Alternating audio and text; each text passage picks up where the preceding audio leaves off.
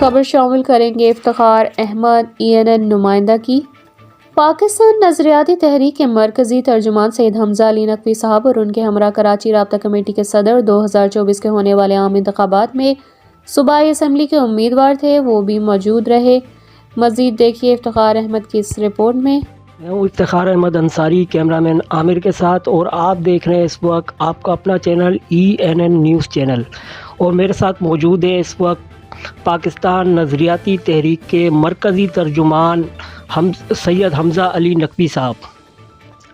आज हम इनसे बात करेंगे इनके सियासी मंशूर के हवाले से और इनकी सियासी एक्टिविटीज़ के हवाले से।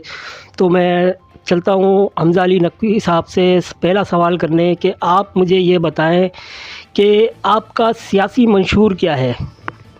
जी अस्सलाम वालेकुम वरहमतुल्लाह। सबसे पहले तो मैं आपका शुक्र अदा करता हूँ कि इफ्तिखार भाई आप आए अपना टाइम निकाल के हमारा मंशूर लोगों तक डिलीवर्ड करने, और ENN न्यूज़ का मैं शुक्रिया अदा करता हूँ कि उन्होंने मौका दिया। देखिए, पाकिस्तान नज़रियाती पार्टी बेसिकली मैं आपको हमारे जो है ना 20 सफ़ात पर पूरी मंशूर की किताब है और बहुत बड़ा मंशूर है। मैं इन शॉर्ट अगर बताऊँ तो पाकिस्तान नज़रियाती पार्टी का मंशूर आज़ाद और ख़ुद मुख्तार पाकिस्तान का, दो नहीं एक पाकिस्तान, जो अपने फ़ैसले खुद कर सके।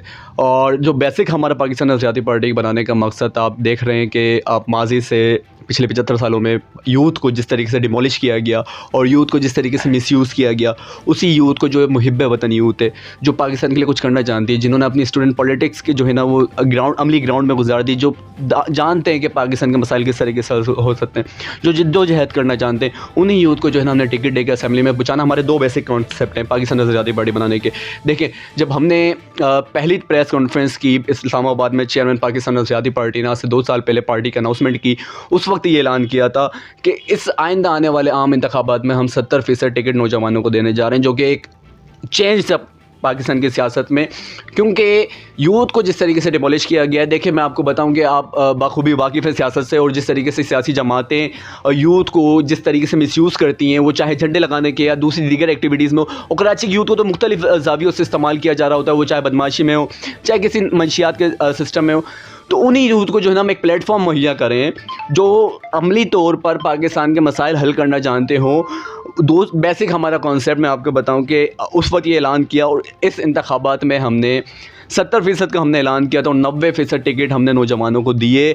और ऐसे नौजवान जो मिडिल क्लास तबके से ताल्लुक़ रखने वाले नौजवान हैं, जो ग्राउंड की सियासत को जानते हैं, जो थड़े की सियासत को जानते हैं, जो जानते हैं कि बेसिक आवाम के मसाइल क्या हैं। अनफॉर्चुनेटली होता क्या है पाकिस्तान की सियासत में, डुअल नेशनलिटी वाले लोग, जिनकी एक नेशनलिटी UK की होती है या अमेरिका की होती है, वो इलेक्शन आते हैं तो यहाँ पर आके मुसल्लत हो जाते हैं। तो वो जब 5 साल अपने पूरे करते हैं वो मुल्क से बाहर हो जाते हैं। अवाम का क्या बना, अवाम के मसाइल का क्या बना? लोग तरस गए कि जो MNS MPs हम हमारे दरमियान आगे बैठे हमारे मसाइल सुने, हल करना तो दूर की बात, उनके पास मॉडल ही नहीं है ना। हमने ये ट्रेंड चेंज किया, हमने जो है ना जिस कैंडिडेट को टिकट दिया, हमने ये चेक किया कि उसका जो हलका है वो उसी हलके से ताल्लुक़ रखने वाला नौजवान है या दूसरे हलके से। हमने उस जिस कैंडिडेट को टिकट दिया उसकी वाबस्तगी उसी हलके से थी जिस हलके से हमने उसको टिकट दिया। दूसरा, वो मिडिल क्लास तबके ताल्लुक़ रखने वाला नौजवान था।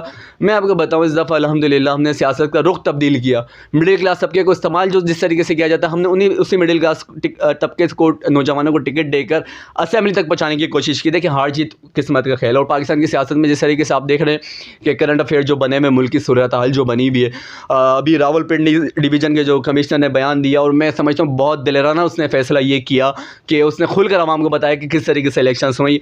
तो मैं ये समझता हूँ इलेक्शंस तो नहीं, खैर सिलेक्शंस कह सकते हैं इसे। बहरहाल वो एक अलग ज़ुमरा है। पाकिस्तान नज़रियाती पार्टी का दूसरा मौक़िफ़ ये था कि देखें, जितनी भी सियासी जमातें पाकिस्तान की आप सियासी तारीख उठा के देख लें, मैं नाम नहीं लूँगा उस शख्सियत का, लेकिन 18 में एक जमात उभरी थी बहुत ज़्यादा तेज़ी से। उन्होंने नारे लगाए थे करप्शन ख़त्म करने के, कि मैं फ़लाँ को जेल में डाल दूँगा, मैं फ़लाँ को जेल में डाल दूँगा। तो अल्लाह की करनी कुछ होगी, वो दोनों आज़ाद घूम रहे हैं, और जिससे नारे लगाए थे वो अंदर है।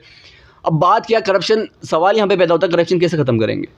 तो ये चीज़ आज तक हमारी अवाम में ये चीज़ क्रिएट नहीं हुई कि हम लोगों से सवाल नहीं करना जानते, हम सियासतदानों को गिरबान नहीं पकड़ना चाहते। क्या तुम दावे कर रहे हो, जो वादे कर रहे हो उसके पीछे हक़ाइक़ क्या है, ये करोगे कैसे?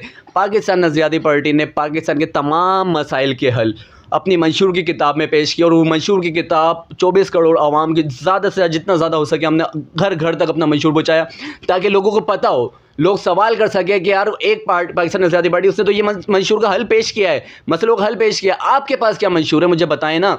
वही आप अमेरिका यूके से उड़ के आ जाते, वही आप गली पक्की करवाने के नारे लगा रहे होते हैं, वही आप सड़क पक्की करवाने के नारे लगा रहे होते हैं, वही नाले बनवाने के नारे लगा रहे होते हैं, जबकि एक MNA MP का ये राइट बनता ही नहीं है।